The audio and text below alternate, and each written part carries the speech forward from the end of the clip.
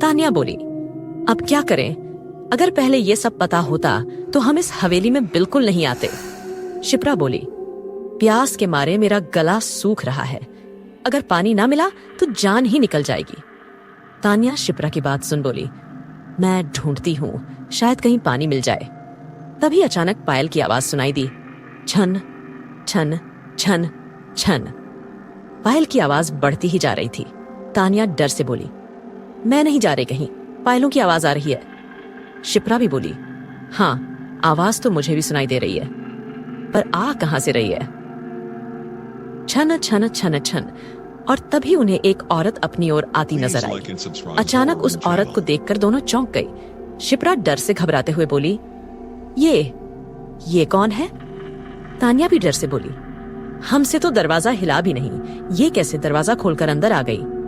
तभी वह औरत उनके करीब आ गई। वह औरत शिप्रा की तरफ देख मुस्कुराते हुए बोली, तो आ गई तुम शिप्रा बिटिया, चलो हमारा इंतजार पूरा हुआ। तानिया उस औरत से बोली, किस इंतजार की बात कर रही हो तुम यहाँ आई कैसे? वह औरत तानिया की बात सुन बोली, अरे ये हमारी छोटी मालकिन है ना, आने का क्या है, बहुत देर से नींद टूटी, देखा आज दूज की रात है तो यहाँ चली आई। शिप्रा हैरानी से उस औरत से बोली, तुम मुझे कैसे जानती हो?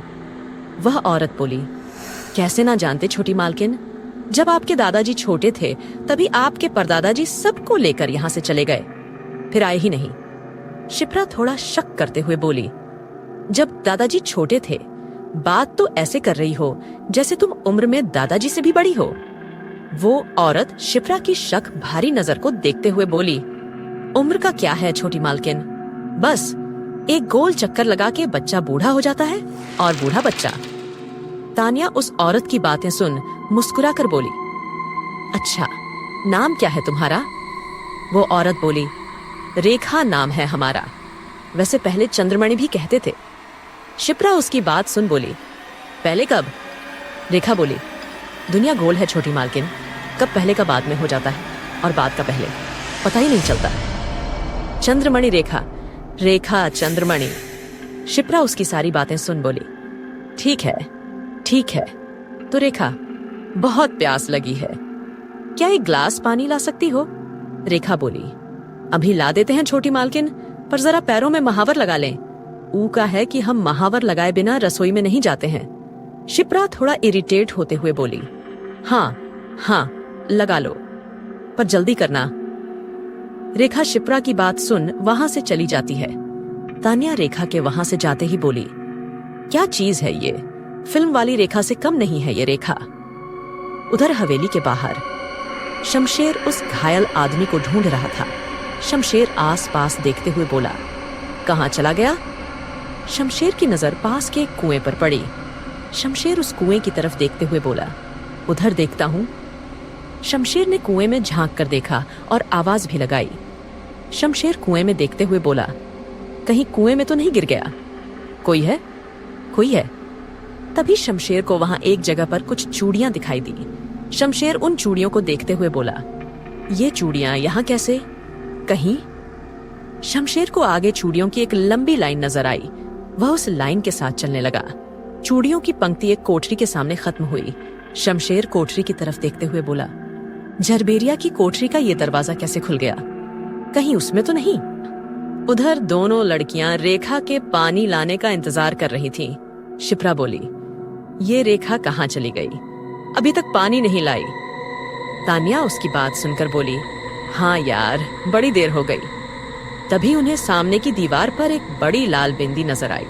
तानिया दीवार की तरफ देखते हुए बोली, शिप्रा उस दीवार पर देख, वह क्या है? तानिया के इतना कहते ही दीवार की वह बड़ी बिंदी एक हंसती हुई स्त्री के चेहरे में बदल जाती है। हा हा हा हा हा हा हा हा। तानिया डर से बोली, दीवार पर ये।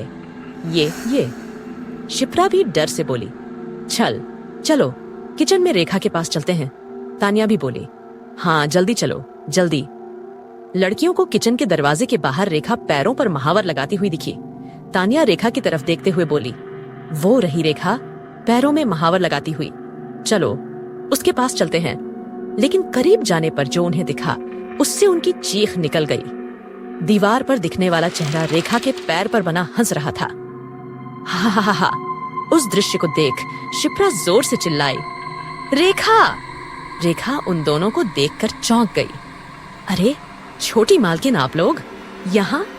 शिप्रा डर से उसे देखते हुए बोली, ये पैरों में तुम क्या बना रही हो महावर से, और वो दीवार पर? रेखा उसकी बात सुन बोली, पर छोटी मालकिन, हमने तो अभी महावर लगाई ही नहीं। अब रेखा के पैरों में कुछ नहीं लगा था। उन्होंने झांक कर हॉल की दीवार को देखा। अब वहां भी कोई आकृति नहीं थी। रेखा मुस्कुराते हुए उन दोनों की तरफ देख बोली, छोटी मालकिन, आप लोग चलकर बैठिए, हम अभी पानी लेकर आते हैं। दोनों आकर फिर से सोफे पर बैठ गई। तान्या बोली, कुछ समझ नहीं आ रहा है, कहीं हमारा अंजाम भी वही तो नहीं? शिप्रा तान्या की बात सुन कंफ्यूज होकर बोली, कैसा अंजाम? तान्या बोली, मैंने एक हॉरर फिल्म देखी थी, धूमकेतु श्याममुख। फेमस ऑथर सौमित्र के उपन्यास पर बेस्ड है। कहते हैं वो उनका इतिहास आधारित रिसर्च वर्क था। शिप्रा उसकी बात सुन क्यूरोसिटी में बोली, क्या हुआ था उसमें? तान्या ने फिल्म की कहानी सुनानी शुरू की। आज से करीब 1500 साल पहले की बात है। अवंती में महाराज सूर्यसेन का राज्य था। उनके 2 पुत्र थे, दिव्य और सुकीर्ति। एक बार वे शिकार खेलने जंगल में गए। राजकुमार जंगल में रास्ता भटक गए। घोड़े पर बैठा एक लड़का बोला, भैया, लगता है हम रास्ता भटक गए हैं। उसकी बात सुन दूसरे घोड़े पर बैठा लड़का बोला, हाँ, रात में जानवरों के हमले से बचने के लिए हमें मचान बनाकर यहीं रुक जाना चाहिए। राजकुमार मचान बनाने के लिए लकड़ियां इकट्ठी करने लगे। तभी सुकीर्ति ने दिव्य को कुछ दिखाया। सुकीर्ति बोला, दिव्य देखो, वहां से कितना प्रकाश आ रहा है, लगता है वहां कोई भवन है। दिव्य सुकीर्ति की बात सुन बोला, तो फिर हमें जाकर देखना चाहिए, शायद वहां आज रात के लिए आसरा मिल जाए। रोशनी की दिशा में कुछ आगे बढ़ने पर उन्हें एक महल दिखा। दोनों राजकुमार खुश हो महल की ओर चल पड़े। महल के पास पहुंचने पर उन्हें एक बुढ़िया दिखी। बुढ़िया ने उन्हें महल के बारे में कुछ बताया और बुढ़िया बोली, मुझे बस इतना ही कहना था, अब चलती हूँ। बुढ़िया के जाने के बाद राजकुमार आपस में बात करने लगे। दिव्य बोला, क्या लगता है तुम्हें, हमें क्या करना चाहिए? सुकीर्ति बोला, मुझे तो पागल लग रही थी बुढ़िया, जाने क्या क्या बोल रही थी। 1000 साल पहले, 1500 साल पहले दोनों भाइयों को बुढ़िया की बातें मन घड़ंत लगी।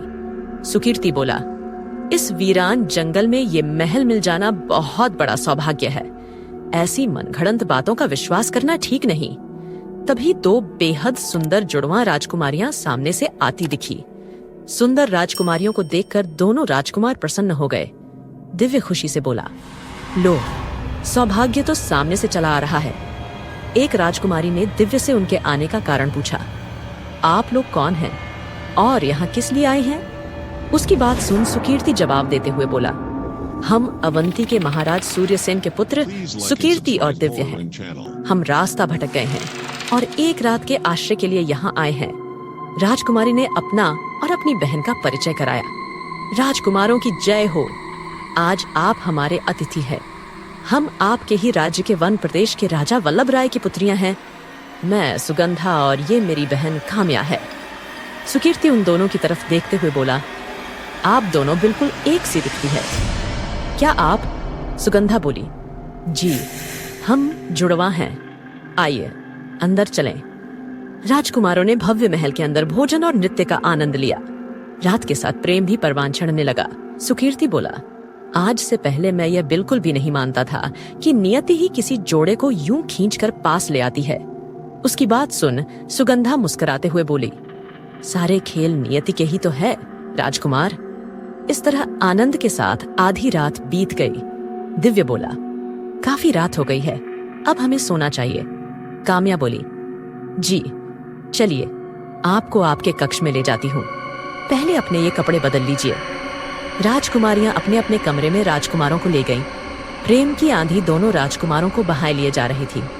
दिव्य काम्या को अपनी बाहों में भरते हुए बोला, ये रात कितनी मादक है, आज मेरे प्रेम का खाली प्याला भर दो प्रिय। काम्या भी उसे प्यार से बोली, मैं भी कब से प्रतीक्षारत हूँ मेरे राजकुमार। दूसरी तरफ सुकीर्ति भी सुगंधा को प्यार से अपनी बाहों में ले बोला, मेरे होंठ तुम्हारे होठों के रसपान को आतुर है प्रिय।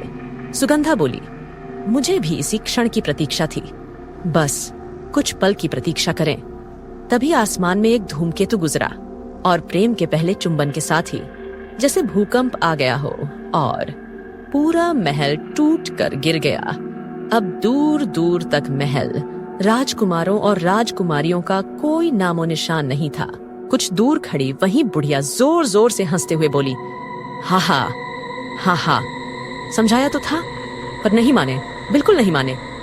यही अंजाम होना था, यही। हा हा हा हा। बुढ़िया को राजकुमारों से हुई बातचीत याद आती है। कुछ समय पहले बुढ़िया बोली, वापस लौट जाओ, महल के अंदर मत जाना। आज 200 साल बाद फिर से धूमकेतु श्याम मुख धरती के पास से गुजर रहा है। दिव्य उसकी बातें सुन ना समझी में बोला, तो क्या हुआ? बुढ़िया ने राजकुमारों को महल का इतिहास बताया। हर 200 साल बाद जब धूमकेतु श्याम मुख धरती के पास से गुजरता है तब एक आत्मा के श्राप से ये महल उग आता है। सुकीर्ति बोला, कैसा श्राप?